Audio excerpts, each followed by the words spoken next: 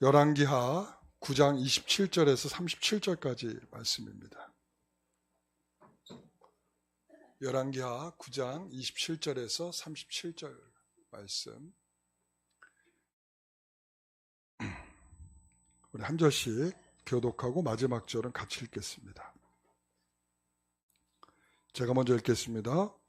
유다의 왕 아하시아가 이를 보고 정원의 정잣길로 도망하니 예후가 그 뒤를 쫓아가며 이르되 그도 병거 가운데서 죽이라 하매 이블루함 가까운 구르비탈에서 친히 그가 무기토까지 도망하여 거기서 죽은지라. 그의 신복들이 그를 병거에 싣고 예루살렘에 이르러 다윗성에서 그들의 조상들과 함께 그의 묘실에 장사하니라. 아합의 아들 요람의 제11년에 아하시아가 유다왕이 되었었더라. 예후가 이스라엘에 오니 이세벨이 듣고 눈을 그리고 머리를 꾸미고 창에서 바라보다가 예후가 문에 들어오매 이르되 주인을 죽인 너 시므리여 평안하냐 하니 예후가 얼굴을 들어 창을 향하고 이르되 내 편이 될 자가 누구냐 하니 두어 내시가 예후를 내다보는지라. 이르되 그를 내려던지라 하니 내려던짐에 그의 피가 담과 말에게 튀더라. 예후가 그의 시체를 밟으니라. 마시고 이르되 가서 이 저주받은 여자를 찾아가 장사하라. 그는 왕의 딸이니라 하매 가서 장사하려 한즉 그 두 골과 발과 그의 손 외에는 찾지 못한지라. 돌아와서 전하니 예후가 이르되 이는 여기서 디십 사람 엘리야를 통하여 말씀하신 바라. 이르시기를 이스라엘 토지에게서 개들이 그 시체가 이스라엘 토지에서 거름같이 밭에 있으리니 이것이 이세벨이라고 가리켜 말하지 못하게 되리라 하셨느니라 하였더라. 아멘. 오늘 함께 나눌 말씀의 제목은 악에 대한 심판의 날이라고 하는 제목입니다. 우리가 잘 아는 대로 가족주일의 말씀은 우리 큐티 말씀의 주간에 해당되는 그 말씀 본문에 해당되는 말씀으로 나누게 됩니다. 자, 오늘은 맥추 감사주일입니다. 우리는 농사를 짓고 있지 않기 때문에 뭐 맥추니 추수니 뭐 이런 것들에 대한 것보다는 저는 이렇게 좀 표현하고 싶습니다. 첫 번째 감사. 그래서 우리가 해의 첫 번째 드리는 감사. 사실은 매주마다 우리가 감사해야 되죠. 그런데 이렇게 감사절을 두고 있는 이유 중에 하나는 뭐냐면 우리는 항상 매너리즘에 빠지게 돼 있어요. 그러니까 매주마다 이렇게 예배를 드리고 나와서 하나님께 감사한다라고 하고 지내다 보면 어느 순간에 가면 내가 정말 감사한 건지 아닌지 잘 모르는 그런 상황이 될 때가 있죠. 그럴 때 우리를 좀 꼬집어 주듯이 꼬집어서 너 하나님께 좀 감사 좀 해라 라고 우리에게 주는 의미로서 감사절이 있는 것입니다. 첫 번째 꼬집어주는 날 맥추감사절 이렇게 되겠습니다. 자, 그래서 우리가 이 첫 번째 꼬집음을 당할 때에 뭘 생각을 하냐면 아프다 이렇게 되죠. 그게 바로 의식을 갖게 되는 거예요. 그러니까 우리가 의식을 하면서 살아갈 때 그 의식 속에는 여러분 생각해 보세요. 그냥 밥을 먹어요. 밥을 먹는 행위는 뭐 그렇게 감사할 일이 별로 없어요.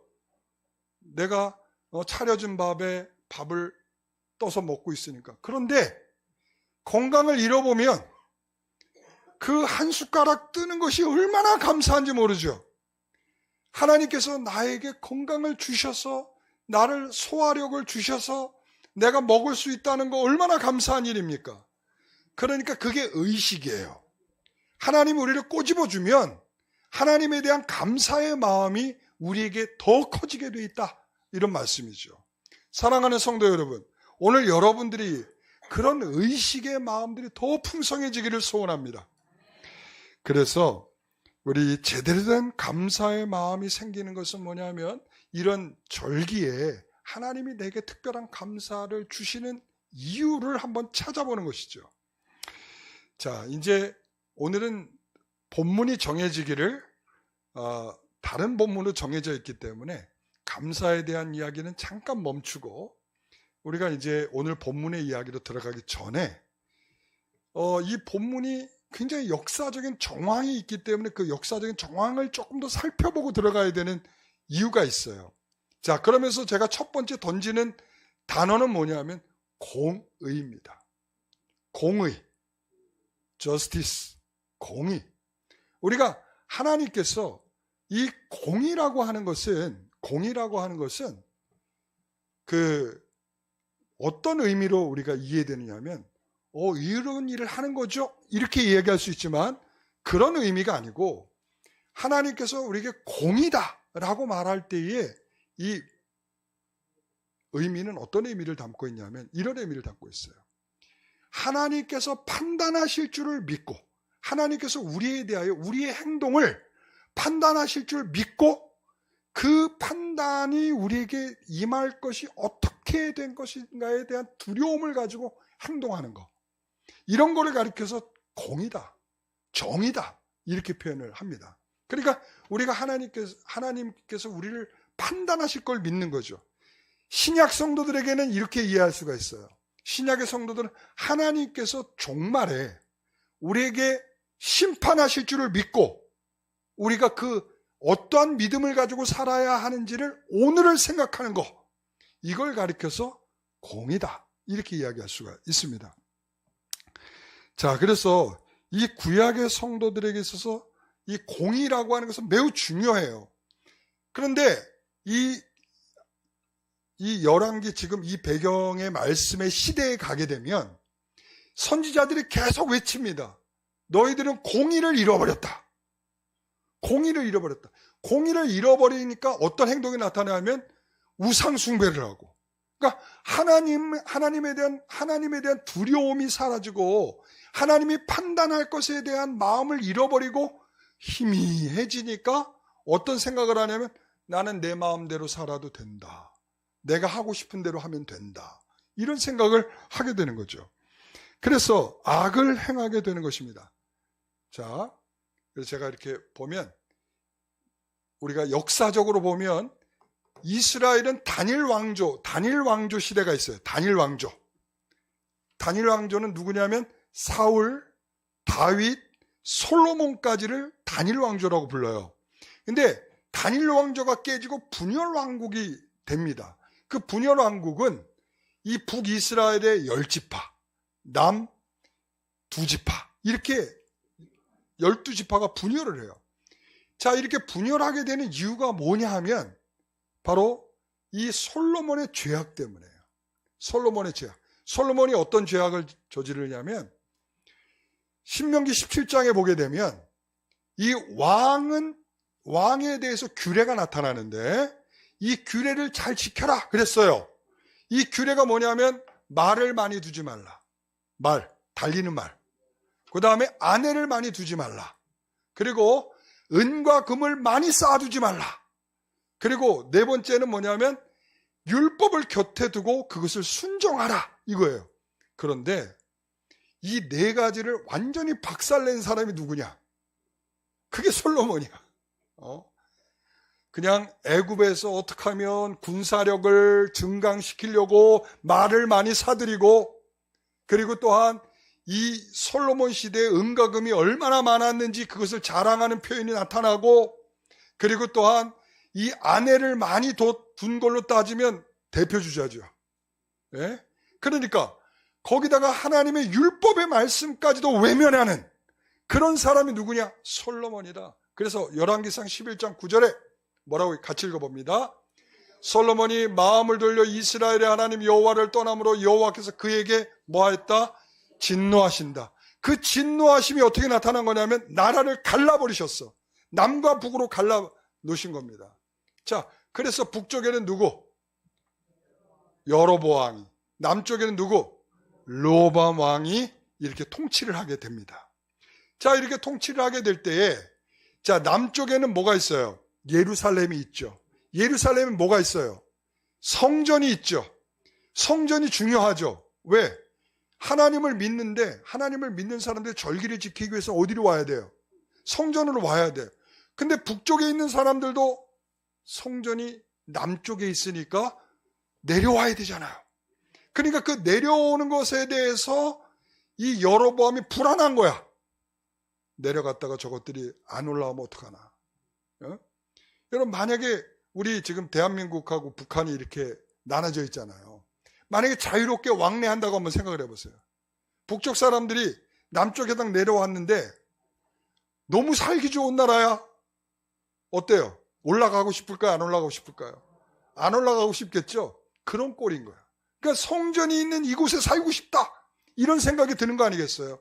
그러니까 성전으로 내려가지 못하도록 꾀를 썼어. 뭘 썼냐면 단과 베델에다가 저 신상을 만들어 놓고 이게 하나님이다. 이게 하나님이다. 이런 거예요. 그러니까 단과 베델에 가면 뭐가 있어요? 자신들의 하나님이 있는 거야. 그러니까 어디로 가지 말라? 예루살렘으로 내려가지 말라. 이렇게 된 거죠.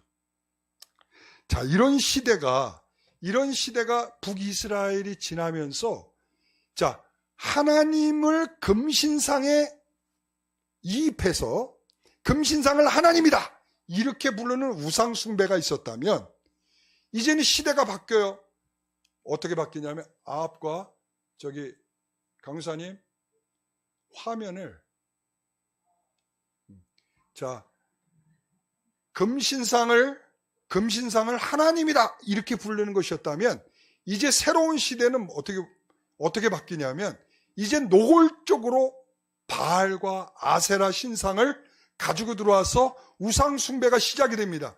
그때가 언제냐면 아합과 이세벨 시대예요. 그래서 이세벨은 악한 사람의 대명사예요. 대명사. 자, 그랬어요. 자, 그런 때에 어떤 일이 벌어지냐면 이 이세벨이 선자들을 다 죽여요. 왜 죽일까요? 올바른 소리 하잖아. 하나님의 메시지를 주잖아. 우상을 섬기지 말라. 이렇게 아무리 던져줘도 이세벨은 끄떡 안 하고 선지자들을 죽이죠. 그러니까 저 누구냐면 저 누워있는 사람 누굴까요? 엘리야죠. 엘리야도 그 능력을 행하던 엘리야도 지금 도망쳐가지고 어디 와 있어요? 로뎀나무 아래에서 나 죽고 싶어요. 그러고 있단 말이죠. 자, 나 죽기를 간절히 바라고 있을 때 천사가 나타나가지고 어루만져주면서 빵하고 그리고 또한 물 한 병을 주면서 이거 먹고 힘내라. 자, 그래가지고는 이 엘리야가 저것 먹고 힘을 냈겠죠. 그리고서는 이제 40주야를 달려가지고 어딜 가냐? 호렙산에 갑니다.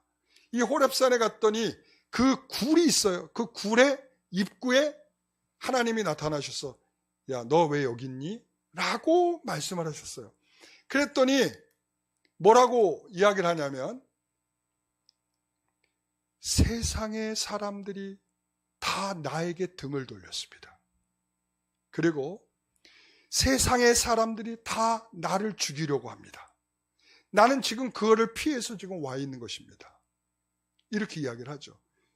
여기에는 엄청난 엄살이 있고 과장이 들어있습니다. 선자들이 다 죽었다니요. 다 죽고 나만 남았다는 거야. 이런 과장과 엄살이 어디 있습니까? 우리는 잘 알죠. 오바댜가 50명의 선지자를 먹이면서 돌보고 있었다는 거 알고 있죠. 그리고 하나님께서 여기서 뭐라고 말씀하시죠? 이 맥락에서 뭐라고? 내가 바알에게 무릎 꿇지 않은 7,000명의 사람들을 두었다. 이렇게 말씀하시죠. 얼마나 엄살쟁인지 몰라. 엘리야가. 날고 기어도 문제를 만나면 이런 식이 되고 만다는 거예요. 문제가 크게 보이면 하나님에 대한 감사는 사라집니다. 문제가 얼마나 크게 보이냐면 하나님께 감사할 거리를 다 보이지 않도록 만들어버려요. 이 엘리야의 엄살이죠. 그러니까 엄살이 나타나는 거예요. 그리고 거기는 과장, 내가 이 세상에서 제일 힘들어요. 여러분, 여기서 이야기를 하죠. 내가 이 세상에 제일 힘들다는 거야. 그리고 나를 찾는 사람들이 엄청나게 많다는 거야. 이세벨밖에 없는데. 이세벨이 자기를 찾고 있는 건데 세상의 온통 사람들이 날 찾고 있다는 거야. 다 죽었다는 거야. 그런데 여전히 바알에게 무릎 꿇지 않는 7,000명이 있다는 거죠. 하나님은. 너는 지금 엄청난 과장과 엄살에 빠져 있다. 하나님께서 그러시면서 그에게 이렇게 말씀을 하세요. 모든 사람이 하나님께 등 돌리고 손자를 쥐고 하나님의 제단을 헐고 나만 남았고 그들이 내 생명을 찾고 있습니다 라고 할 때 하나님께서 이제 음성을 들려주는 거예요. 하나님의 소리, 하나님의 나지막한 소리. 그게 뭐냐면 첫 번째는 하사엘에게 기름을 부어 아람의 왕이 되게 하라. 두 번째, 예후에게 기름을 부어 이스라엘 왕이 되게 하라. 세 번째, 엘리사에게 기름을 부어 너를 대신하여 선지자가 되게 하라. 자, 그런데 하나님께서 이 말씀을 하시고 난 다음에 뭐라고 얘기냐면 돌아가라는 거예요. 지금 죽을 마음으로 도망쳐 왔는데 돌아가라는 거예요. 하나님, 뭐가 변했습니까? 여전히 이세벨은 나를 찾고 있고 나를 죽이겠다고 찾고 있고 여전히 우상이 득세하고 있고 사람들은 나에게 등을 돌리고 있는데 하나님 편에 선 사람들이 없어요. 하나님, 내가 거기 갔다 오면 난 죽어요. 그런데 하나님 뭐라고 그래요? 돌아가라는 거예요. 이 돌아가라는 말 속에는 어떤 의미를 담고 있냐면 이제 너에게 특별한 사명을 주니 그 사명을 가지고 돌아가라는 겁니다. 사명은 뭐예요? 공통되게 나타나는 게 뭐예요? 여러분, 하사엘에게 기름을 부었다고 해서 엘리야에게 사정이 달라질 게 뭐가 있어요? 예후에게 기름을 붓는다고 해서 사정이 달라질 일이 뭐 있어요? 엘리사에게 기름을 붓는다고 해서 내가 달라질 사정이 뭐가 있어요? 그런데 달라지는 건 뭐냐면 기름을 부으라는 거예요. 하나님께서 사명을 주시는 거죠. 너에게 할 일이 있다는 거예요. 그러니까 돌아가라는 거예요. 그 돌아가면 뭐가 있어요? 여전히 문제가 있고 여전히 갈등이 있고 여전히 위협이 도사리고 있죠. 그런데도 불구하고 하나님은 거기로 돌아가라는 거예요. 이게 하나님의 나지막한 하나님의 음성입니다. 이 사명이 감당되는 한 엘리야는 뭐한다? 죽지 않는다. 이 사명을 유지하는 한 하나님께서 엘리야를 보호하신다. 이런 말씀이죠. 여러분, 이러한 사명은 낙심에서 담대함으로 그 자세를 바꾸도록 만든 거예요. 상황이 바뀌지 않았어요. 상황은 여전합니다. 여전한 상황 속에서 이제 그에게 하나님이 주시는 사명은 그의 마음을 담대하게 만드는 역할을 하는 것입니다. 여러분, 우리에게 하나님이 작은 소리로 하나님의 소리를 들려주시는 겁니다. 그런데 그 들려주는 말씀이 하나님 그거 갖고 뭐 할 게 없어요. 내 삶이 변하지가 않아요. 하나님 응답 주신다면서요. 그런데 그 응답이 내 삶을 뒤바꿔 놓는 것이 하나도 없다는 거야. 그런데 그 안에는 나에 대한 사명이 있다는 거죠. 여러분, 하나님은 이런 상황 속에서 이제 결코 침묵하지 않으시면서 조용하고 은밀하게 역사해 줄 것을 엘리야에게 말씀하고 있는 것입니다. 자, 그러면서 하나님은 악을 기억하고 계시다는 거예요. 누구의 악을? 자, 지금 이 이스라엘을 온통 문란하게 만든 이 악의 장본인 이세벨을 기억한다라는 거예요. 저 바알신과 아세라신 마치 부부의 신이에요. 저 부부의 신이 이 땅에 들어오면서 어떤 일이 성범죄가 아주 문란해졌어. 성적으로 문란해졌어. 이 자신들의 종교 행위를 한다고 하면서 굉장히 문란한 성문화가 생기게 된 시점이 바로 이 시점이거든요. 그리고 여기에서 이들의 범죄 중에 큰 범죄가 뭐냐면 나봇의 포도나무, 포도밭을 빼앗는 일을 하죠. 나봇을 죽이고 포도원을 빼앗습니다. 하나님께서 거기에 대한 피를 반드시 묻겠다라고 누구에게? 엘리야에게 말씀을 하셨어요.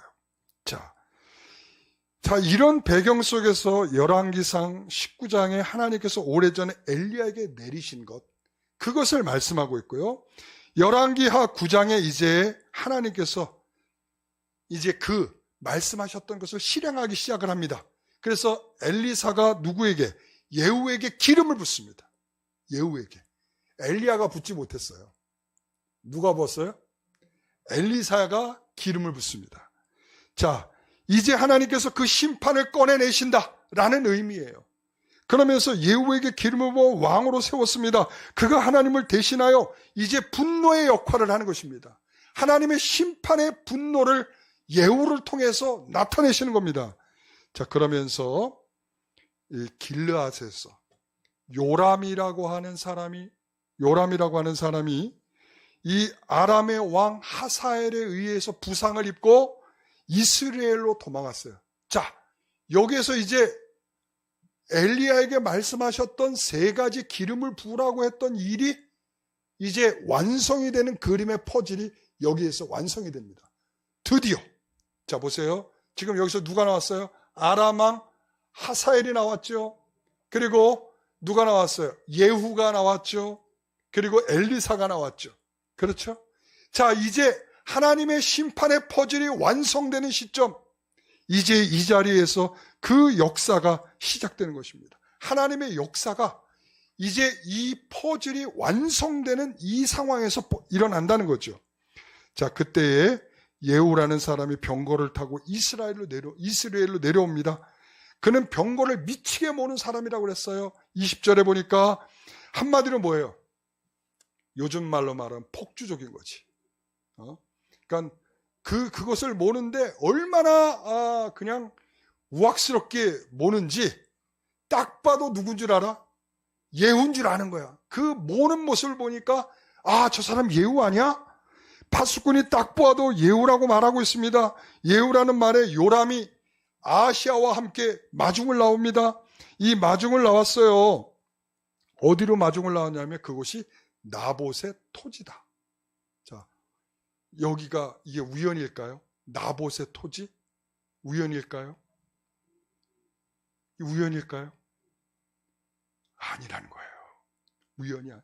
지금 하나님의 심판이 임하게 된다라고 하는 사인은 나봇의 토지라고 말하고 있는 거예요. 자, 그러면서 하나님의 심판만 있는 것이 아니라 이제 예후가 왜 그리 쉽게 엘리사의 말을 듣고 그 기름을 받고 너를 이제 왕으로 세운다라고 하는 말을 들었을까요?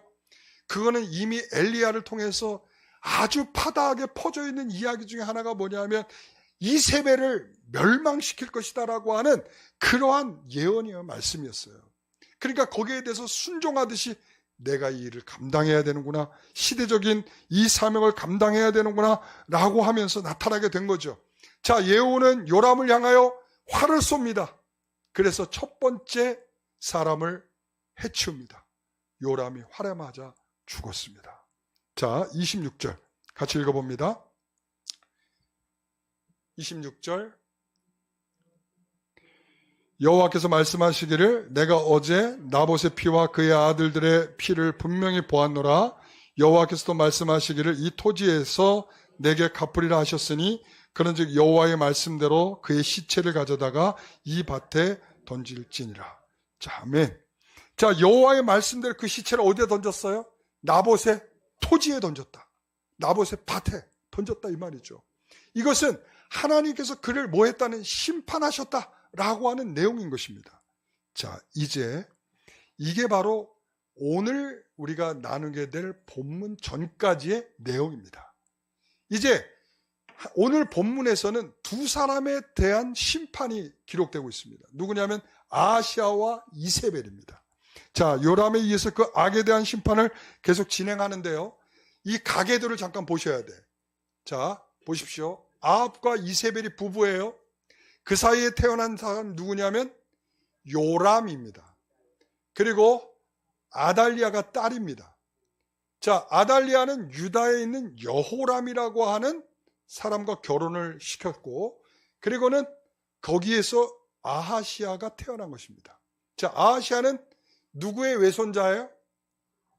아합과 이세벨의 외손자다. 이런 말이에요. 여러분, 이 가계들을 꼭 기억하십시오. 오늘 왜 아하시아가 여기에 해당되는가를 확인해야 될 이유가 여기에 있는 것입니다. 자, 첫 번째, 유다왕 아하시아의 심판이 임했습니다. 27절 같이 읽어봅니다. 유다의 왕 아하시아가 이를 보고 정원의 정자길로 도망하니 예후가 그 뒤를 쫓아가며 이르되 그도 병거 가운데서 죽이라 하매 이블람 가까운 그룹 비탈에서 친히 그가 무기토까지 도망하여 거기서 죽은지라. 자, 유다 임금 아하시아는 그 전쟁에서 부상당한 요람을 보기 위해서 지금 이스라엘로 온 거예요. 자, 그러면 아하시아는 왜 여기서 죽었어야 됐을까? 억울하게. 억울하지 않겠어요? 그렇죠? 자, 여기서 심판을 받게 되는 이유는 두 가지입니다. 하나는 그것은 하나님께서 예후에 대해 말씀하셨듯이 이세벨의 친척을 다 죽이라 말씀했어요. 이세벨의 친척을. 그러니까 외손자인 아하시아가 죽는 것은 마땅한 일이죠. 자, 그래서 왕하 8장 26절 27절 말씀, 아하시아가 왕이 될 때 나이가 20세라 예루살렘에서 1년을 통치하니라. 1년 통치하고 죽었다는 얘기예요. 그의 어머니의 이름은 누구라? 아달랴라. 아, 그렇구나. 아합과 이세벨의 그 딸 아달랴의 아들이 아하시아구나. 자, 이스라엘 오므리의 손녀이더라. 자, 왕하 8장 27절, 아하시아가 아합의 집길로 행하여, 아하시아가 누구의 길로 행했다고요? 아합의 집의 길로. 아합은 어디의 왕이에요? 이스라엘이죠. 북이스라엘이죠. 지금 남유다의 왕이 왜 북이스라엘의 왕의 길을 따릅니까? 죽음의 길인데. 그러니까 그 행위가 싹을 보면 결과를 알 수 있죠. 그 싹이 이미 1년밖에 못하는 싹일 수밖에 없었던 것은 그가 얼마나 악한 왕이었는지 그걸 확인해 주는 거예요. 그러니까 아하시아가 여기서 왜 죽어야 하나? 죽을 만해서 죽었다. 이렇게 얘기할 수가 있어요. 자, 그가 또한 심판의 자리에 같이 있었기 때문에 죽은 거예요. 어느 자리에 있느냐? 이거 중요한 것입니다. 우리가 무엇을 좋아하고 무엇을 즐거워하고 무엇과 함께하고 있느냐? 여러분, 우리의 인생이 무엇 때문에 살고 있습니까? 누구와 함께 살고 있습니까? 누구와 함께 즐거워하고 있습니까? 여러분, 여기에 질문에 답하셔야 됩니다. 여기에 우리가 하나님과 함께하는 즐거움이 없이 그저 세상의 즐거움 가운데 있다면 우리는 거기에서 우리는 심판이라고 하는 두려운 결과를 맞이하게 될 것입니다. 악한 사람과 교제하는 것은 악을 본받는 거 아니겠습니까? 다윗의 집의 왕인데 다윗을 따르지 않고 아합을 따랐다는 거예요. 죽어야 마땅하죠. 북이스라엘 왕들과 교제하고 서로 혼인을 통해서 한 집안이 되니까 다윗의 집이 가져야 할 하나님만 따르고 하나님만 존중하는 그러한 정체성을 잃어버린 거예요. 누가요? 그러니까 혼인을 북이스라엘 왕과 남유다의 왕 간에 서로 혼인을 하는 거야. 이럴 때에는 서로 섞여버려. 어느 쪽으로 섞일까요? 좋은 쪽으로 섞일까요? 아니면 나쁜 쪽으로 섞일까요? 나쁜 쪽이 세요. 항상 그래. 나쁜 쪽이 세지 좋은 쪽이 셀 일이 없어. 그러니까 나쁜 쪽이 센 거야. 그러니까 이름을 봐도 똑같아요. 요람, 아하시아. 이 시대의 왕들의 이름들이 동일한 이유는 뭐냐면 거기에 있는 거예요. 서로 궁짝이 맞았다. 서로 정체성이 혼재되어 있다. 서로 하나님에 대한 마음들이 떠나 있었다. 하나님의 심판이 있기에 합당하다라고 말할 수 있는 거예요. 여러분. 그래서 여기에서 우리가 이렇게 시편 1편 1절에 뭐라고 그래요? 복 있는 사람은 악인들의 길을 따르지 아니하며 죄인들의 길에 서지 아니하며 오만한 자들의 자리에 앉지 아니하고 오직 여호와의 율법을 즐거워하여 그의 율법을 취하러 묵상하는도다. 이랬습니다. 여러분, 제가 왜 가족주일마다 시편 1편 찬양을 부르는지 아십니까? 이것 때문에 그래요. 우리가 오만한 자와 죄의 길에 따르고 서지 않기 위해서라는 거죠. 오직 하나님의 율법을 따르며 지키는 자들의 무리에 들어가기를 소망하는 거죠. 이게 복 있는 자들이라는 거예요. 그러나 악인은 그렇지 아니하며 라고 말해요. 바람에 날리는 뭐와 같아요? 겨와 같아. 멸망의 자리에 있단 말이죠. 그러니까 분리돼 살아가는 거예요. 의인은 의인의 무리에, 악인은 악인의 무리로 살아가는 겁니다. 그러므로 오늘 우리가 악인의 자리에 있지 않기를 바라는 신앙이 되기를 간절히 소망합니다. 이 아시아에 주는 교훈 중에 하나가 뭐냐? 바로 그거예요. 너희는 지금 누구와 짝을 하고 있느냐? 무엇을 좋아하고 있느냐? 혹시 멸망의 자리에 멸망하는 자들과 함께 기뻐하고 있지 않느냐? 라고 질문을 던지고 있는 것입니다. 여러분, 그뿐인 줄 아세요? 악한 마음으로 함께 구상하고 계획하던 일들은 더 망가지고 깨지는 일이 됩니다. 역대하 20장 35절부터 37절 같이 읽어봅니다. 유다왕 여호사밧이 나중에 이스라엘 왕 아하시아와 교제하였는데 아하시아는 심히 악을 행하는 자였더라. 두 왕이 서로 연합하고 두 왕이 뭐 했다고요? 서로 연합하고 북남 서로 왕들이 서로 연합하고 다시를 보내고자 하여 에시온게벨에서 배를 만들었더니 메렛 사람 도다 와후의 아들 엘리에셀이 여호사밧을 향하여 예언하여 이르되 왕이 아하시아와 교제함으로 여호와께서 왕이 지은 것들을 뭐하고 파시리라 하더니 이에 그들이 부서져서 다시로 가지 못하였더라. 그들이 아무리 계획을 세워도 악한 이들과 교제하는 일에 대하여 하나님이 절대 기뻐하지 않는다. 여러분, 이것을 기억하십시오. 우리의 교제 누구나 다 할 수 있죠. 그러나 하나님은 악한 이들과 교제하는 것을 기뻐하지 아니하십니다. 그래서 잠언서 27장 17절에 보면 철이 철을 날카롭게 하는 것 같이 사람이 그의 친구의 얼굴을 빛나게 한다. 좋은 친구랑 함께 하라는 것입니다.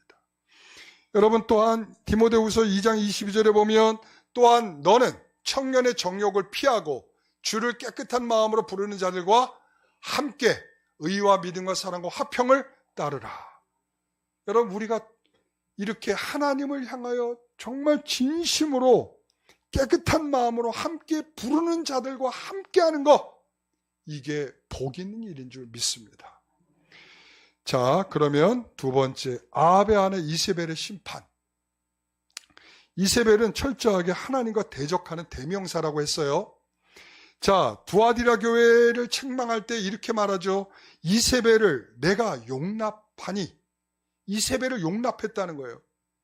자, 이세벨을 용납했다는 것은 단순히 이세벨이 가지고 있는 그 모든 정체성이 뭔가 하면 우상을 숭배하고 하나님을 등돌리고 그리고 자기 멋대로 사는 자의 대명사란 말이에요. 쓰레기, 분뇨, 이런 의미를 갖고 있어요. 그 인생이 아무리 아름답게 치장한다 할지라도 그의 인생은 쓰레기, 분뇨일 수밖에 없다. 이세벨이라고 하는 이름의 의미가 그런 의미예요. 왜 그렇게 이름을 지었을까? 그래서 저는 이세벨이 진짜 이름이 아닐 수도 있겠다는 생각을 해요. 그런 이름을 줬겠어요? 쓰레기, 분뇨, 다시 말하면 똥, 이런 이름을 줬겠어요? 이세벨. 아니죠. 그건 뭐냐면 바로 그런 인생, 아무리 치장하고 아무리 깨끗해 보이고 아무리 찬란한 인생을 살았다 할지라도 그의 인생의 끝에는 쓰레기, 분뇨, 이거란 말이죠. 여러분, 자, 그렇게 그런 사람 곁에 있었던 요람은, 아까 요람은 누구죠? 이세벨의 아들이죠. 요람은 이세벨의 아들로 죽음을 당했고요. 아합은 이세벨의 남편으로 죽음을 당했고요. 그리고 또한 아하시아는 외손자로서 죽음을 당했다, 이런 말이죠. 그녀 곁에 모든 사람들은 처참한 죽음을 맞이했습니다. 이제 이세벨의 차례가 된 것입니다. 예후가 달려왔습니다. 그리고는 30절에 예후가 달려왔다는 소식을 듣고 이 여인이 어떻게 합니까? 이세벨이 듣고 그 다음 눈을 그리고 머리를 꾸미고 창에서 바라봤다. 이야, 대단한 여인입니다. 이렇게 눈을 그렸다는 게 뭐예요? 화장을 했다는 거죠. 화장을 하고 머리를 잘 꾸몄어. 누구한테 잘 보이려고? 예후를 꼬시려고 그랬나? 네? 예후를 딱 꼬시려고 탁 예쁘게 하고서는 창밖을 탁 바라봤을까요? 그건 아닌 것 같죠. 왜 그래요? 예후에게 뭐라고 그래요? 이렇게 저주하죠. 예후가 문에 들어오면 이르되 주인을 죽인 너 시므리여 평안하냐? 라고 말하는 걸로 와서 꼬시는 것은 아니다. 다시 말하면 이 여인이 치장한 것은 마지막 죽음의 때를 알고 마지막 죽음의 준비를 한 것이다. 이렇게 얘기할 수가 있어요. 마지막 죽음의 준비가, 여러분, 우리가 그 여무라고 할 때 이렇게 보면 화장도 해주고 그러잖아요. 죽음의 준비라고 할까? 깨끗한 옷을 입고. 여러분, 그런데 이게 진짜 죽음의 준비겠습니까? 진짜 죽음의 준비는 뭐예요? 내가 나의 죄를, 지금까지 지었던 모든 죄를 하나님께 돌아보면서 회개를 하고, 그리고 하나님 나의 영혼을 좀 받아주십시오 라고 마지막까지 자기의 영혼을 의탁하는 기도를 하는 것이 마지막 준비가 아니겠나, 이렇게 믿습니다. 여러분, 마지막에 뭐 예쁘게 옷을 안 입으셔도 돼요. 화장 안 하셔도 됩니다. 여러분, 무엇을 하라고요? 회개하고 나의 영혼을 의탁하는 기도는 반드시 하시기 바랍니다. 내 정신이 살아있는 한 마지막 기도는 뭐라고요? 하나님 내 영혼을 받아주십시오 라고 하는 기도죠. 여러분, 그래서 이것이 바로 죽음을 준비하는 것입니다. 그런데 이 여인이 외쳤듯이 예후가 문에 들어오니까 죽은 주인을 죽인 너 시므리여 평안하냐 라고 말했단 말이죠. 이 시므리는 어떤 사람이냐면 7일 동안 왕이 됐던 사람이에요. 이스라엘에, 북이스라엘에 이 7일 동안 왕이 된 사람인데, 7일 동안 왕이 됐다가 이 오므리가 쳐들어와서 이 성을 에워싸니까 도저히 항전을 할 수 없자 죽게 되죠. 자신 스스로가 자살하여 죽게 됩니다. 그래서 이 여인이 너는 시므리다 이렇게 얘기하는 거예요. 너는 지금 왕에게 배반하고 왕을 죽이고 네가 지금 왕이 되지만 시므리처럼 처참한 죽음을 당할 그런, 반드시 시므리처럼 너는 처참한 죽음을 당할 것이다 라고 저주하고 있는 것입니다. 자, 그랬을 때 이 32절에 보니까 이렇게 말합니다. 예후가 내 편이 될 자가 누구냐 하니까 33절에 이르되 그를 내던지라 그랬어요. 그랬더니 두 사람이 뺑꼽 쳐다보더니 어떻게 했어요? 이 이세벨을 창밖으로 집어던졌어요. 야, 그러니까 마지막까지도 자기 곁에 있는 사람들이 아니었던 거야. 그래서 적어도 이 왕비 옆에서 마지막까지 왕비를 지키겠습니다 하고 자기 목숨을 걸어야 되는데 자기 목숨을 걸 사람이 없고 오히려 이 이세벨을 집어 던진단 말이죠. 맺힌 게 많은 거죠. 그러니까 이러면서 이세벨은 자신을 시중 들든 자에 의해서 창밖으로 던져졌고, 그러고는 끔찍한 죽음을 맞이하게 되죠. 36절 같이 읽어봅니다.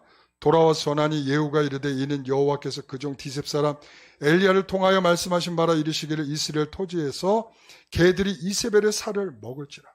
자, 예후에 의해서 던져졌어요. 어우, 진짜 끔찍하죠. 피가 튀었습니다.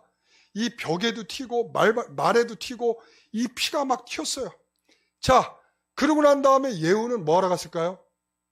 밥 먹으러 갔어요. 되게 멘탈이 되게 대단하죠. 사람이 저렇게 죽는 장면을 목격하고서는 금방 가서 밥이 목구멍에 넘어가나 봐요. 그렇죠? 자, 그랬습니다. 그러고 나서 이야기를 하죠. 저 여인을 장사 지내줘라. 그래서 사람들이 나가보니까 어떤 꼴이 돼 있어요? 몸통이 없어. 몸통도 없고 다리도 뭐 다 없고 머리만 남고 그리고 손과 발만 남아있는 거야. 그래서 그걸 가져다가 어디에다가 자 이스라엘 토지에서 개들이 이세벨의 살을 먹으리라. 이게 바로 하나님께서 엘리야에게 예언했던 말씀이에요. 그러니까 이게 이루어졌다 이거예요. 엘리야는 그것은 받았지만 그 시대에는 이루어지지 않았지만 하나님의 역사는 반드시 이렇게 성취된다는 것을 우리에게 보여주고 있는 것입니다. 여러분, 하나님께서 우리에게 약속하신 바는 반드시 이루어진다. 여러분 믿으십시오. 그래서 이제 나봇을 죽였던 그 피의 대가로서 죽음을 당하는 그의 모습이죠. 여러분, 그렇습니다. 죄의 길이라는 것이 이런 것입니다. 화려하게 보여도 엄청난 혜택을 입고 남의 것을 다 빼앗아 아름답게 치장하고 살았다 할지라도 그의 마지막은 이런 처참한 인생이다 라는 것입니다. 지금 당장에 큰 변화가 없으니 의식을 못할 뿐이지, 여러분, 지금 당장에 변화가 없다고 해서 여러분 하나님이 역사하고 있지 않은 것이 아닙니다. 분명히 아십시오. 지금 아무런 일이 일어나고 있지 않다 할지라도 하나님은 나지막한 음성으로 우리에게 계속적으로 말씀하고 있습니다. 이루십니다. 반드시 이루십니다. 37절에 같이 읽어봅니다. 그 시체가 이스라엘 토지에서 거름같이 밭에 있으리니 이것이 이세벨이라고 가리켜 말하지 못하게 되리라 하셨느니라 하였더라. 이세벨이라 하지 말라는 거예요. 왜요? 거름같이 됐다는 거예요. 이세벨의 이름이 뭐라고요? 거름, 분뇨. 분뇨같이 됐으니까 이제 이세벨이라고 부르지 마라 이거예요. 여러분, 그게 바로 지금 언어 유희를 하는 거예요. 언어 유희. 자, 이세벨이 분뇨인데 이세벨이라고 하지 말라라는 거예요. 분뇨라는 말은 하고 말이 안 되죠. 이 말은 뭐예요? 이제 그녀의 이름이 불려지지 못할 만큼, 그리고 그녀의 이름은 이제 악한 이의 대명사가 된다라는 말이죠. 사랑하는 성도 여러분, 우리는 바로 나 역시도 이러한 심판을 받을 만한 대상이었습니다. 그 처참한 죽음의 심판이 우리에게 이미 보여졌습니다. 그게 뭡니까? 십자가의 죽음이죠. 십자가의 죽음은 바로 이 여인의 죽음을 보여주고 있는 것입니다. 믿지 아니하는 자는 이런 심판이 있다라는 것이죠. 그래서 아까 제가 처음에 공의라고 말했죠. 바로 예수님이 십자가에 죽으신 일은 바로 하나님께서 만족할 만한 공의의 일이었다, 이런 말이에요. 공의가 뭐라 그랬어요? 공의가 뭐라 그랬죠? 하나님이 심판하실 것을 생각하면서 지금을 사는 모든 행위를 가리켜서 공의라고 말했어요. 그러니까 하나님께서 우리를 심판하실 모든 것을 품고 십자가에서 죽어주신 그 일이 공의를 만족시키는 일이다 라는 말씀이죠. 오늘 우리는 그러한 믿음으로 하나님께 감사하시길 바랍니다. 우리가 나한테 여전히 변하지 않는 삶이라고요? 괴롭습니다. 나는 여전히 불편하다고요? 괴롭습니다. 내 인생은 왜 나만 이런 것인가? 라고 생각되고 괴롭습니다. 그렇지 않습니다. 하나님께서 여러분을 위해서 행하신 이 공의의 놀라운 역사를 생각하면서 감사하는 저와 여러분 되시기를 간절히 바랍니다. 기도하겠습니다.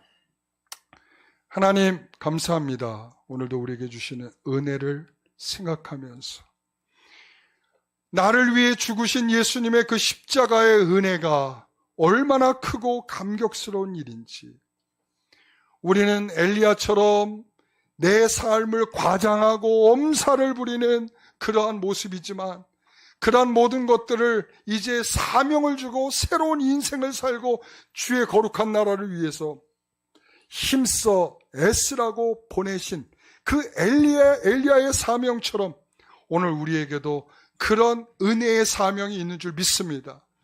우리에게 문제 있는 그곳에 우리가 직접 다시 들어갈 수 있는 믿음이 있게 하여 주옵소서. 갈등이 있는 그 자리로 들어가서 믿음으로 우리의 사명을 감당할 수 있는 우리 모두가 되게 하여 주옵소서. 예수님의 이름으로 기도하옵나이다.